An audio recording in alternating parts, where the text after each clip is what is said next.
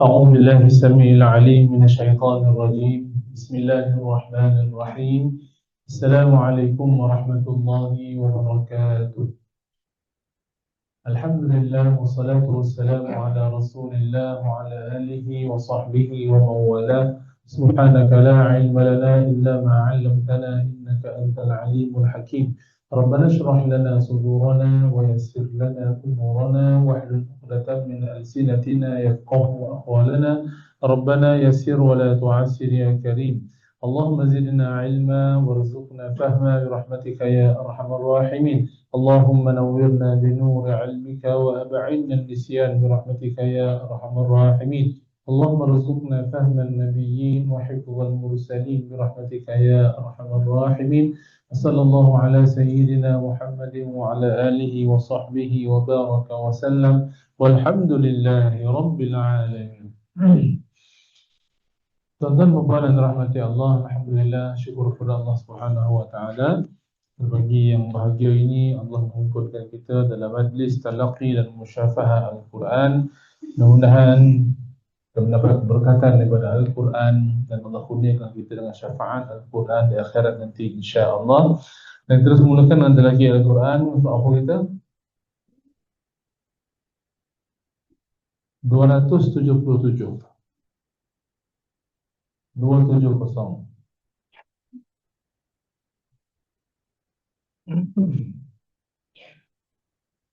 Baik. Muka surat 270 Suratul Nahl, juzuk yang ke-14, ayat yang ke-27, sebelah kiri atas bermula Thumma yawmal qiyamah. Nampak A'udzu billahi minasy syaithanir rajim.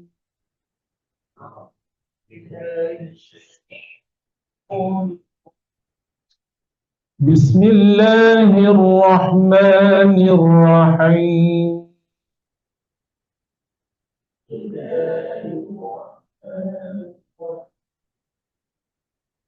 ثم يوم القيامة يخزيهم ويقول أين شركائي الذين كنتم تشاقون فيهم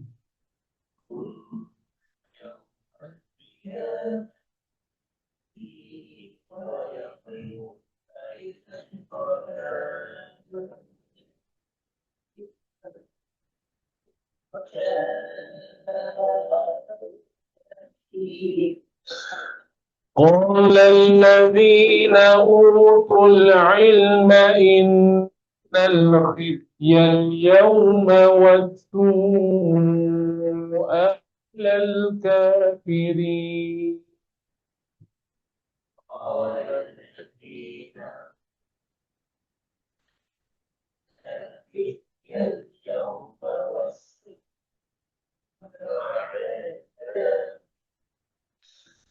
الذين تتوفاهم الملائكة ظالمي أنفسهم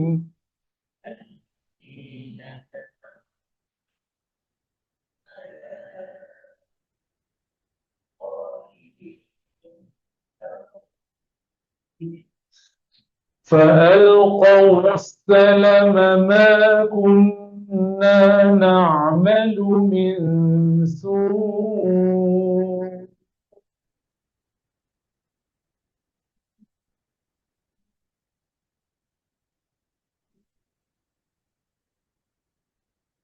بلى إن الله عليم بما كنتم تعملون.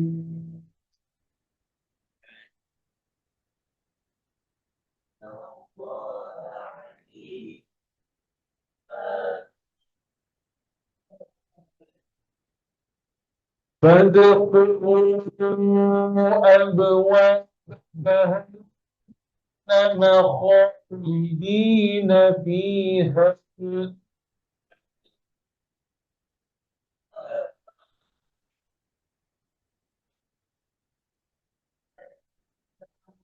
فلبئس مثوى المتكبرين.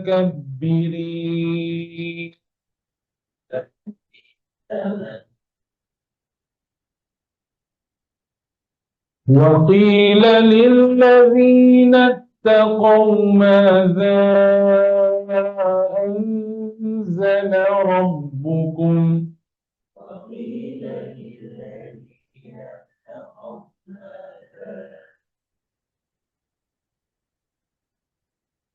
قالوا خيرا للذين أحسنوا في هذه الدنيا حسنة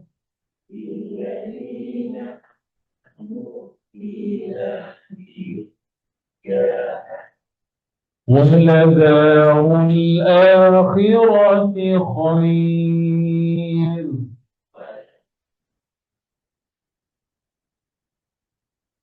ولنعم دار المتقين.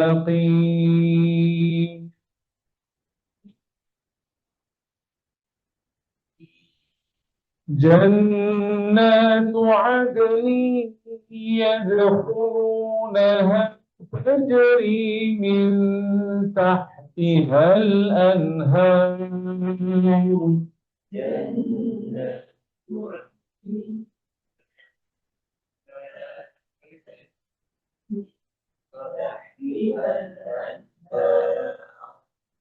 لهم فيها ما يشاءون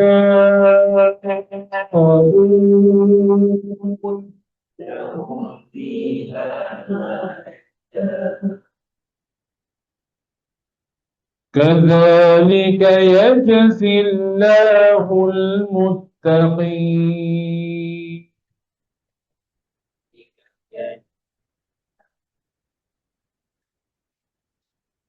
الذين تتوفاهم الملائكة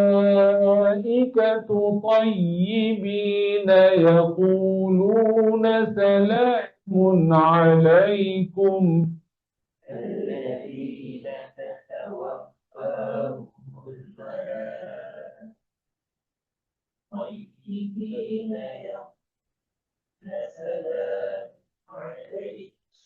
يقولون سلام عليكم ادخلوا الجنة بما كنتم تعملون.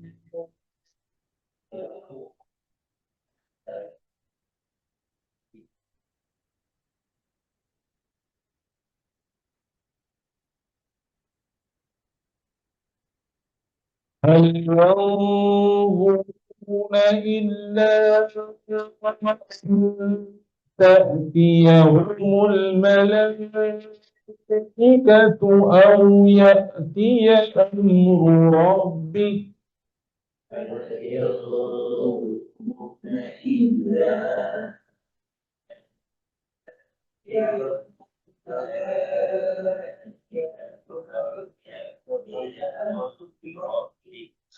كذلك فعل الذين من قبلهم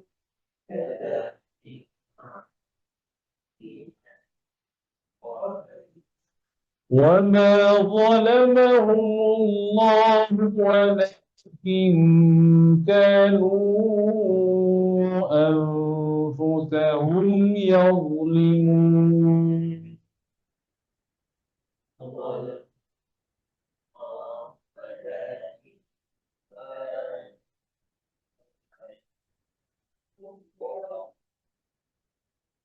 فأصابهم سيئات ما عملوا وحاق بهم ما كانوا به يستهزئون.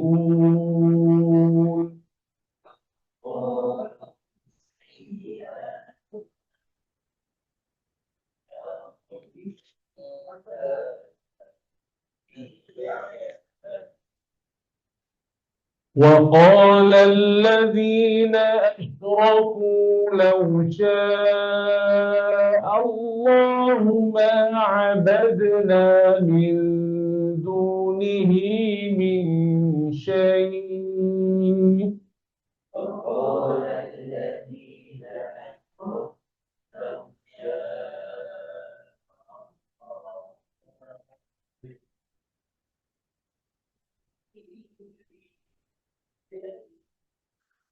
لو شاء الله ما عبدنا من دونه من شيء نحن ولا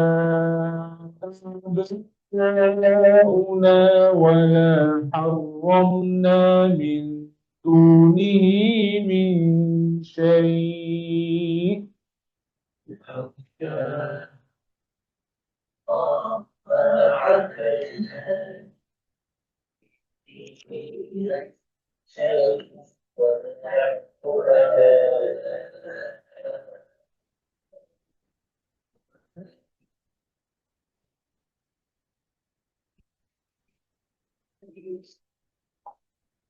Boleh? Baik.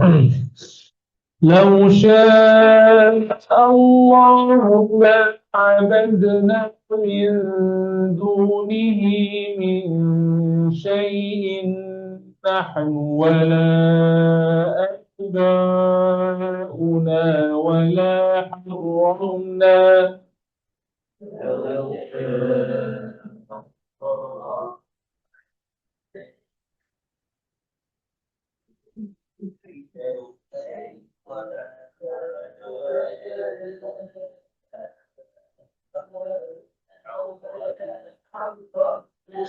ولا حرمنا من دونه من شيء.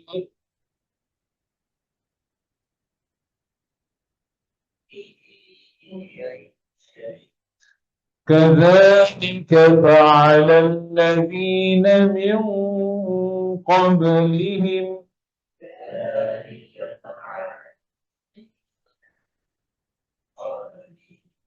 فهل على الرسل إلا البلاغ المبين.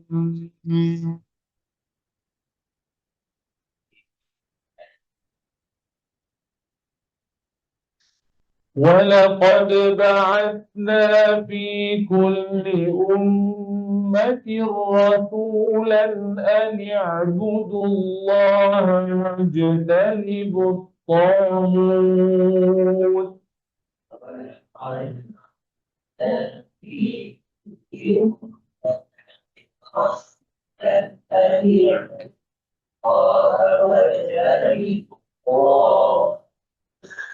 فمنهم من هدى الله ومنهم من حقت عليه الضلالة.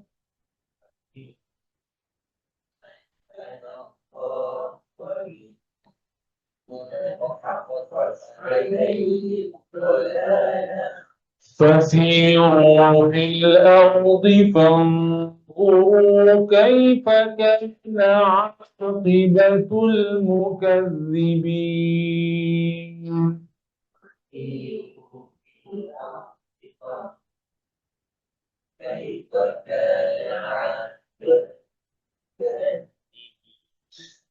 إن تحرص على هداهم فإن الله لا يهدي من يضل.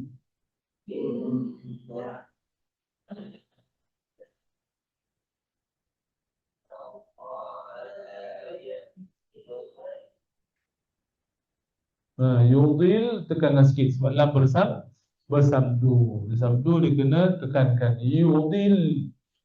Yudhil.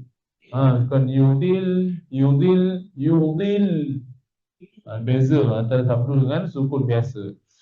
In tahris ala hudahum fa inna Allah la yahdi man yudhil.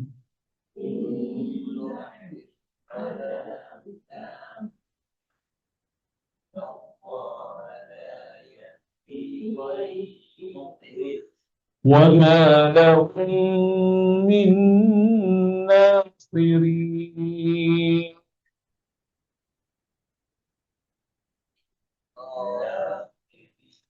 وأقسموا بالله جهد أيمانهم لا يبعث الله من يموت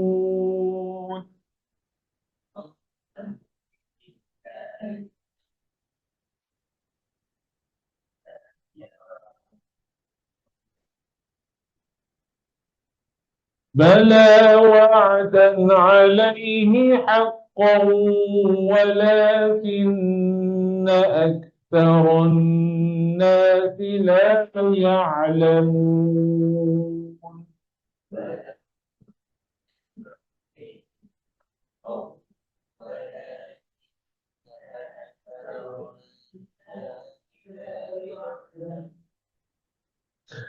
ليبين لهم الذي يختلفون فيه وليعلم الذين كفروا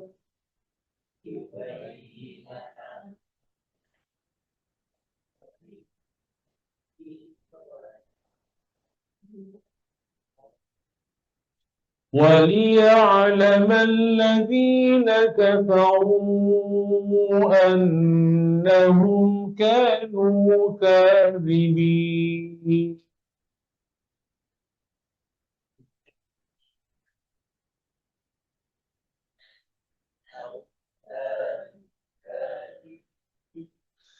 إنما قولنا لشيء إذا أردناه أن نقول له كن فيكون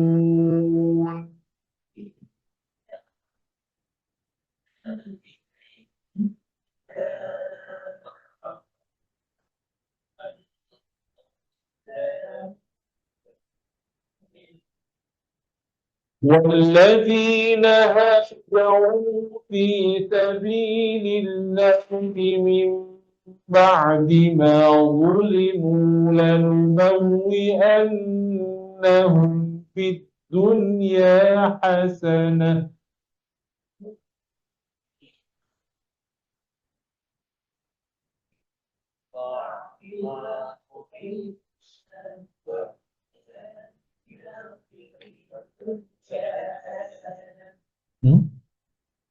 في الله ya. Baik. والذين هاجروا في الله من بعد ما ظلموا لنبوئنهم في الدنيا حسنة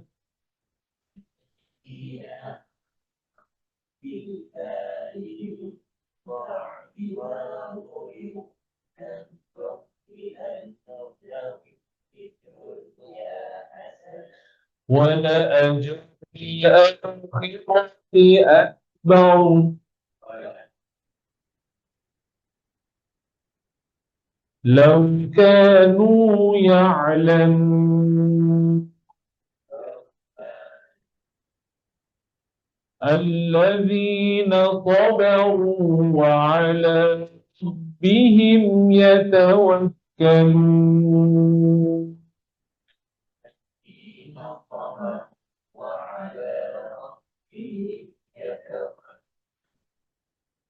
صدق الله العظيم.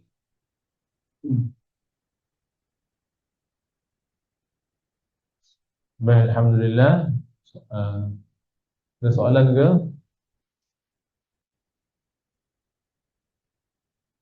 Baik, tak ada soalan. Kita teruskan dengan bacaan kitab Tajwid jilid yang kedua.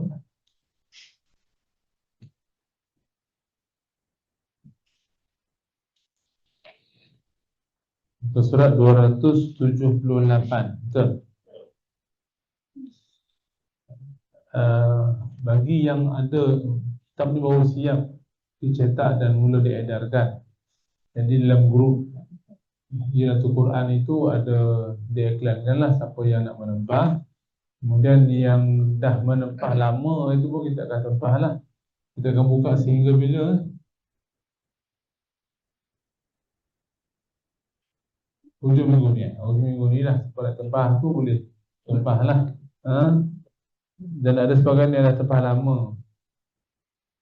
Nanti yang tempah lama tu ingatkan semula kepada apa nama tu, wasyikir kita lah, beritahu yang saya tempah dulu sekian-sekian. Ingatkan balik. Memang ada senarai lah, cuma senang cari balik, dah lama sangat tempahan kau itu. Jadi nak ingatkan balik supaya dapat dikonteks semula dan ditempah dan bagi kepada yang menempah tu ya. Okey, baik, teruskan muka surat yang ke-278 nombor 14 Muka surat 278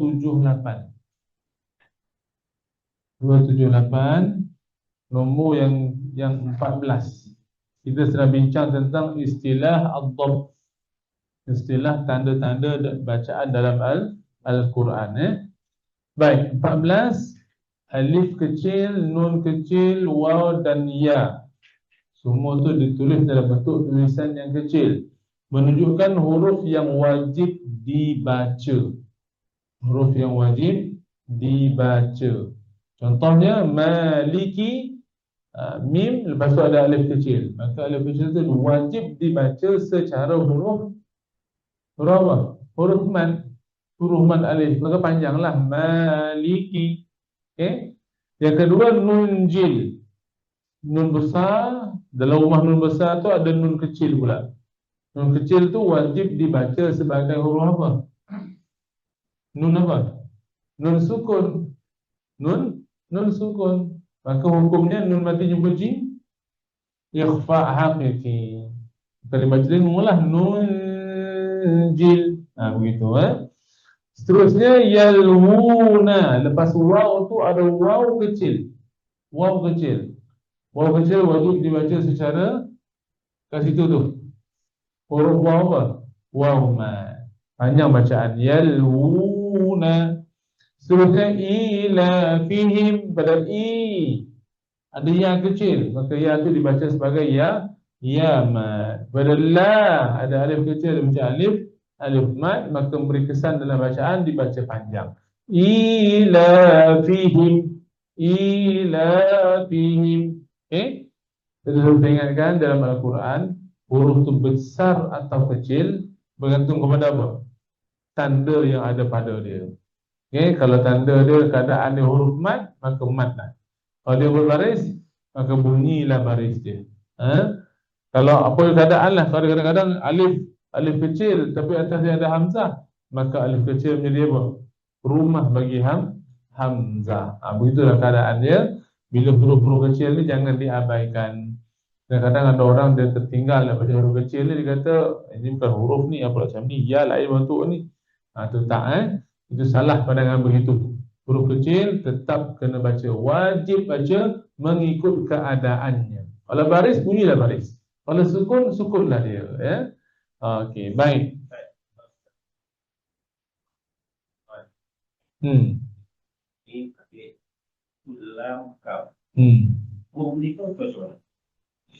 Okey, kalau ikut penulisan Rasam Osmani, alif kecil dia kaedah.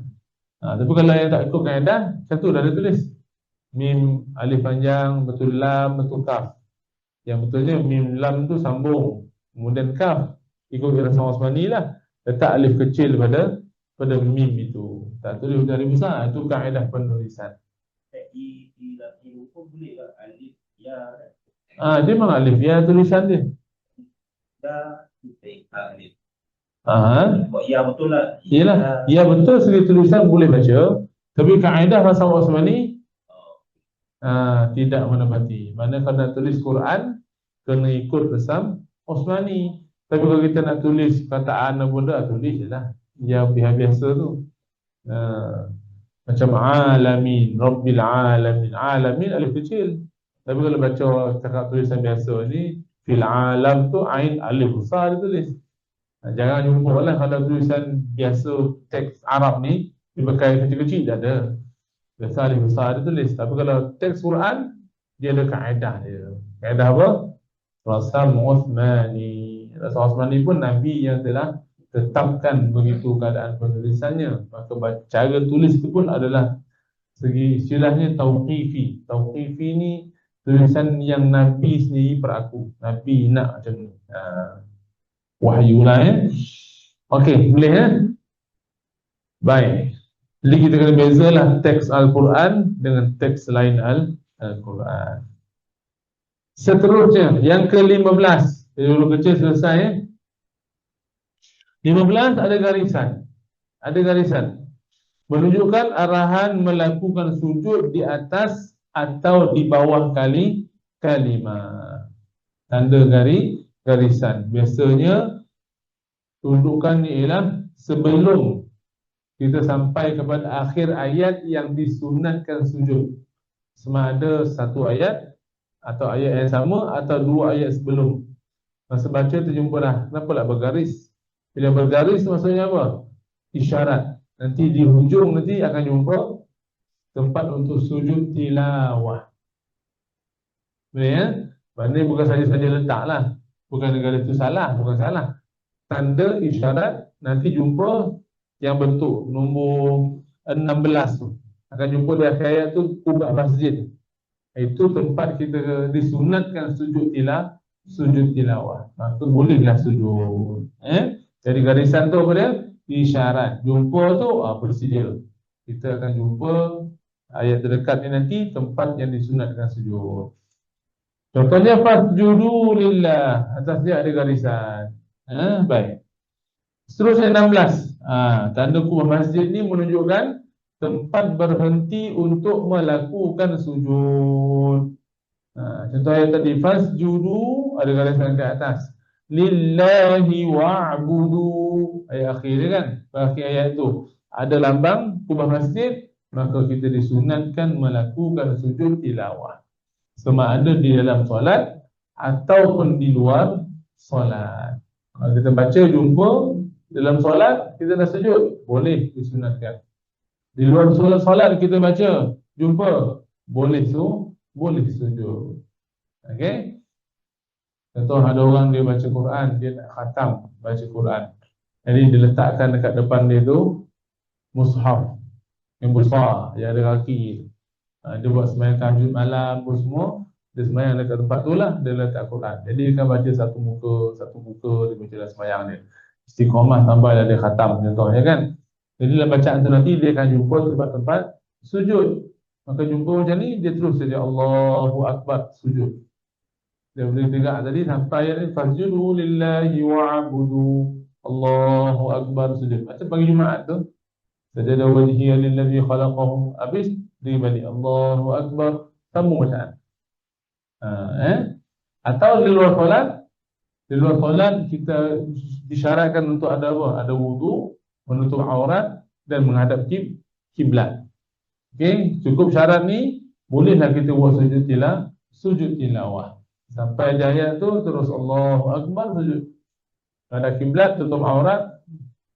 Maka lepas tu duduk balik, Assalamualaikum warahmatullahi, Assalamualaikum warahmatullahi, dan teruskan bacaan. Tak perlu a'udzubillah. Sebab perbuatan tu masih lagi dalam urusan bacaan Al-Quran. Ya, a'udzubillah tu kalau angkat telefon, hello, siapa ni? Tak, kalau balik tu a'udzubillah. Tapi kalau dalam ini masih lagi dalam apa? Dalam perkara bacaan tilawah kita. Boleh tuan bila kata tak sujud, bacalah subhanallah walhamdulillah wala ilaha illallah Allahu akbar. Kalau tak baca juga, tak apa. Teruskan bacaan saja. Kerana semua disunatkan untuk kita lakukan. Okey, itu tanda kubah masjid, tempat untuk sujud tilawah. 17. Tanda apa lah khabar tu? Macam itulah tanda menunjukkan menunjukkan permulaan juzuk, hizib atau rubuh. Berapa tadi? Ini tanda bercorak tapi kecil. Dia padat corak dia tu Itu menunjukkan tanda juzuk, hizib dan juga rubuh. Dalam Quran kita, satu juzuk ada 8 tanda.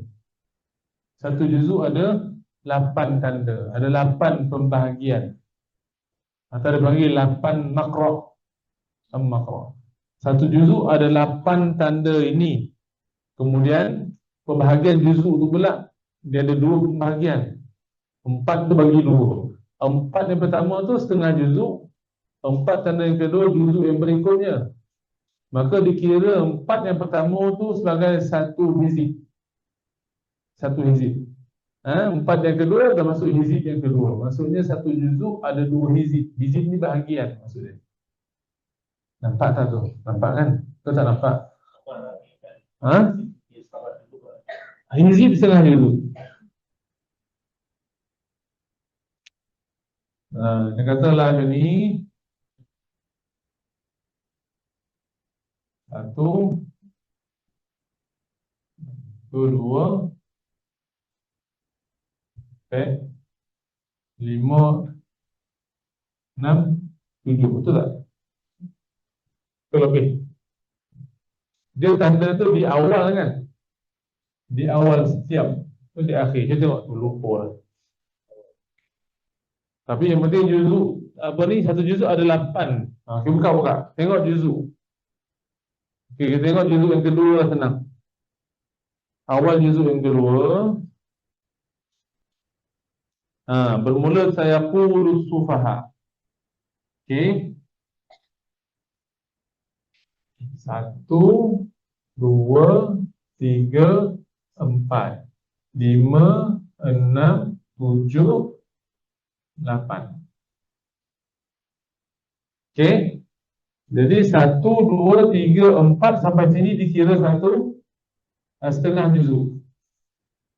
Setengah juzuk Sini satu juzuk yang sempurna. Okey. Kemudian di sini dipanggil rubu'. Rubu'. Satu pertama bagi rubu'. Kemudian yang ini salah satu arba'.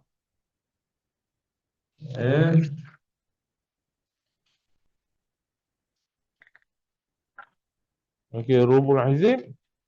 Kemudian yang ketiga ditulis salah satu nisful hizib. Nisfu ni nisfu dulu. Dulu. Mic dah habis. Dah tak bunyi dah.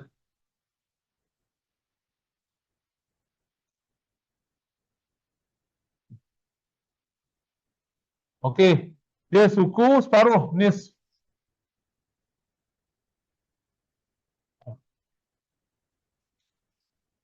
Nisfu separuh. Kemudian depan lagi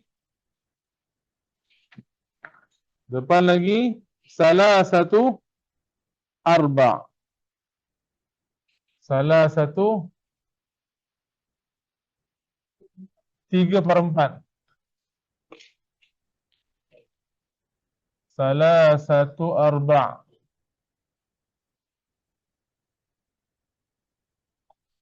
Lepas tu depan lagi dia akan menjadi al-hizib. Ini al-hizib berapa? Yang keempat. Ini al-hizib yang ketiga. Dekat depan ni dia sambung balik. Dia pergi rubu' balik. Kemudian nis balik. Kemudian salah satu arba'.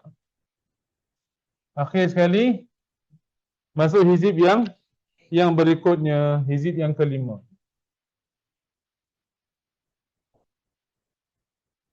Ni 4 kat sini. Hizib 3 mula dia, 4 tengah, 5 masuk juzuk yang berikutnya lah. Ada.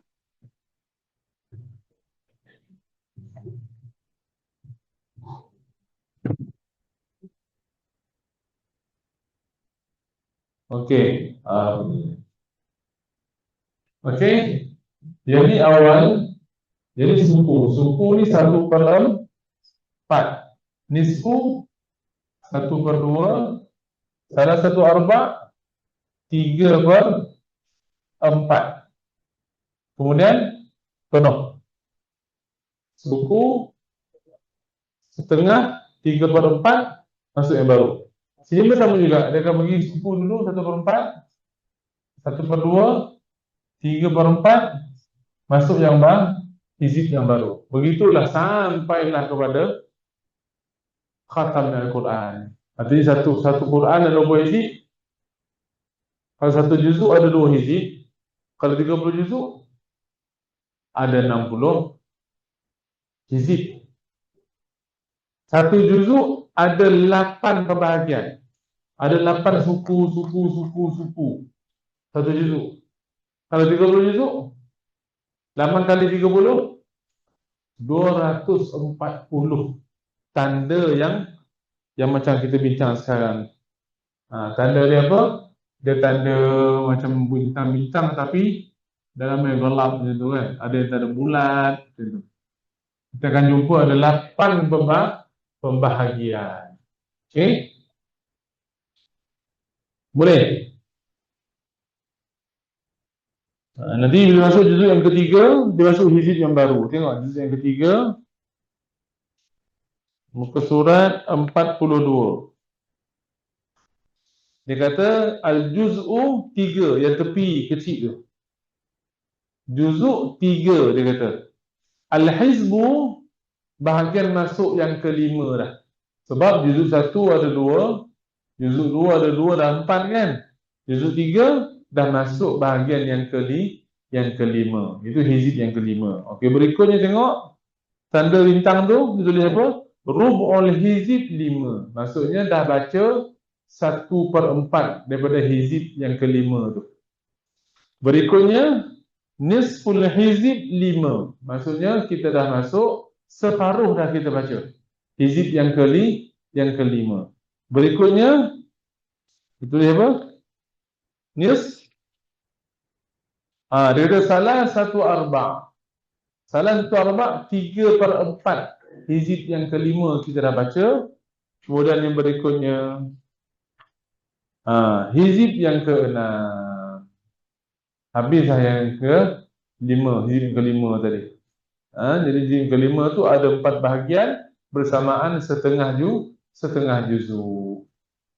Lepas tu sambung balik hizib yang kelima, yang ke-6 tu dia ada rubu', suku, kemudian dia ada nisful hizib separuh, dia akan ada salah 1/4 hizib yang ke-6 dan akhirnya masuk hizib yang ke-7 tu dah juzuk yang ke-4. Begitulah sampailah akhir Al-Quran.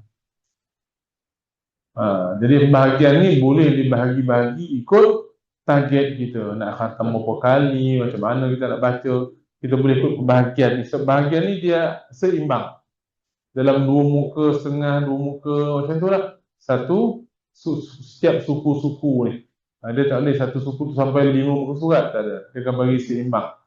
Jadi mudah untuk kita buat pembahagian dalam bacaan Al-Quran kita. Boleh? Okey. Kita teruskan lagi. Yang ke-18. Tanda bulat yang di dalamnya ada nombor. Menunjukkan akhir ayat dan nombornya. Akhir ayat dan nombor ayat. Contohnya qul a'udzu birabbin nas, itu akhir ayat. Atau disebut sebagai apa? Ra'sul ayat, kepala ayat. Kepala ayat. Ada nombor tu, kepala ayat lah tu. Kemudian dalamnya nombor yang menunjukkan apa? Angka giliran atau angka jumlah ayat yang ada dalam sesuatu surah tu lah. Kalau ayat pertama nombor 1, ayat kedua nombor 2, sampai ayat terakhir nombor apa, itulah jumlah ayat. Okey? Jadi nombor tu mewakili ayat yang sedang yang kita baca pada akhir yang nombor berapa, itulah ayat yang keberapa dalam surah tersebut. Okey, boleh? Seterusnya dah habis. Selesai tentang istilah dhabt dalam Al-Quran yang kita sedang baca pada hari ini. Jadi setelah kita mengenal tanda-tanda ini, sepatutnya dia boleh membantu kita dalam bacaan Al-Quran kita. Jangan kita salah faham lah ya. Tanda nombor ayat tu memang nombor ayat. Boleh tak kita nak sambung? Tak berhenti, boleh tak? Boleh saja. Tidak berhenti? Boleh. Bukan kata nombor ayat itu mesti berhenti. Tidak begitu. Atau pembahagian tadi. Ada tanda hizib, ada rubuk, ada apa semua tu kan. Kalau kita nak baca cara kita terus baca 3 muka surat sehari pun boleh juga. Tak ada masalah. Cuma ada orang tanya, Ustaz, tanda-tanda hizib ni dia menunjukkan cerita habis ke ataupun satu kisah tu dah habis. Maksud hizib baru tu. Tak. Tidak macam tu. Rumbuk-rumbuk ni tidak mewakili makna ayat. Dia hanyalah apa? Mewakili pembahagian dalam Al-Quran sahaja. Sebab tu ada kisah yang sedang cerita lagi. Ada pula tanda rumbuk ni. Macam ni kalau orang salah faham, apakah rumbuk ni mempengaruhi makna ayat? Tidak. Jadi rumbuk dah. Bateri nak beli ke apa? Allahualam. Semua tidak tu. Okey, jadi selesai kat situ, insya-Allah akan datang. Tak sorak jadi sorak pula suara ni. Baik, akan datang kita akan bincang kalimah khas pula. Yang ini penting. Tajuk ni penting sebab ramai orang yang salah baca Quran bab kalimah khas. Kenapa salah? Sebab tak banyak dalam Quran. Bila tak banyak, maka biasanya orang tak ambil berat. Orang akan baca macam biasa je. Tapi sebenarnya kalimah-kalimah ni ada cara bacaan dia, ada cara waqaf dia, ada pilihan dan sebagainya. Ini perlu kita ambil tahu. Terutama bagi mereka yang nak ambil tauliah ke apa ke, biasa soalan ni tang sinilah. Soalan-soalan khas ni yang tak banyak dalam Quran. Dia tanya juga soalan-soalan lain. Tapi bila dia nak test betul-betul, kalimah ini macam mana cara bacaan dia. Maksudnya apa tu? Jadi kalimah-kalimah khas yang cara bacaan tersendiri. Kadang-kadang dia tak sama dengan kaedah yang sebelumnya. Sebelum kita tahu kalau alif atas bulat kecil, memang tak baca dah. Tiba-tiba kat situ, baca pula. Macam tu. Tengok baris atas je. Rupanya boleh baca baris depan. Itu antara kalimah-kalimah khas yang insya-Allah kita akan bincang dalam pertemuan yang akan datang insya-Allah. Dah ada syekh tak? Syekh tak ada ini. Okey. Ada soalan? Kalau tak ada soalan, insya-Allah kita tangguhkan pertemuan kita pada pagi ini.